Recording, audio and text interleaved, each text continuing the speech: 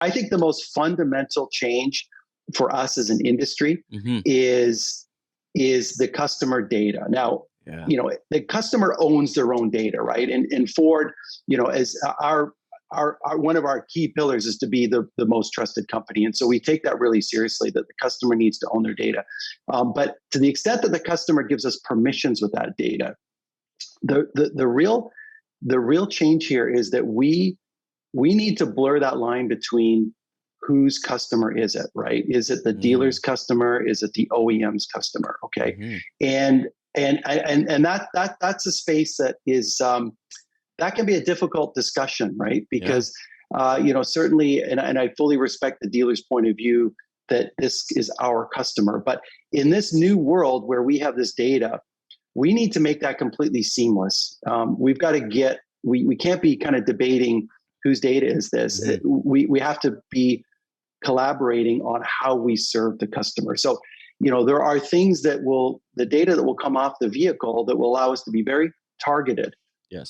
with that consumer, right? And so only by sharing this data and working together are we going to do it. Now, like predictive failures, for instance. Yeah. I mean, Good the point. car will be able to tell you that, could predict, hey, the alternators, something's not right. Yeah.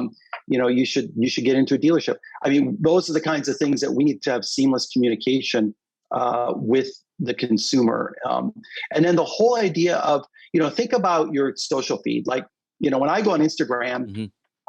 I accept that, okay, I've had to give, my data is being used out there and algorithms and so on and so forth. But I appreciate the fact that all of the ads that I get are so targeted. I mean, Yeah, I'm exactly. interested in cars and motorcycles and photography. And I appreciate the fact that the ads that are served to me are very relevant.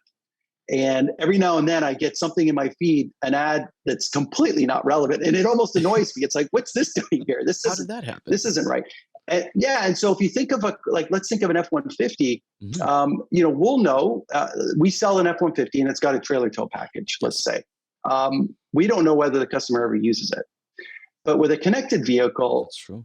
I can tell that somebody that is using that trailer tow, 5 days a week. Hmm. And so as we have new features that make towing trailers or, connecting the trailer, the whole logistics around trailers more useful, we can target that customer versus sending something to a customer that's never towed with their F-150 in the 3 years that they've owned it, right? Yeah, that's awesome. Or, you've got automatic parking features on your vehicle. Hmm. Well, I might want to send something out to customers saying, hey, have you tried using your automatic parking? Here's how it works. Yeah. I'd like to send that to somebody that's owned the vehicle for 6 months and never tried it versus sending it to somebody that uses it every day.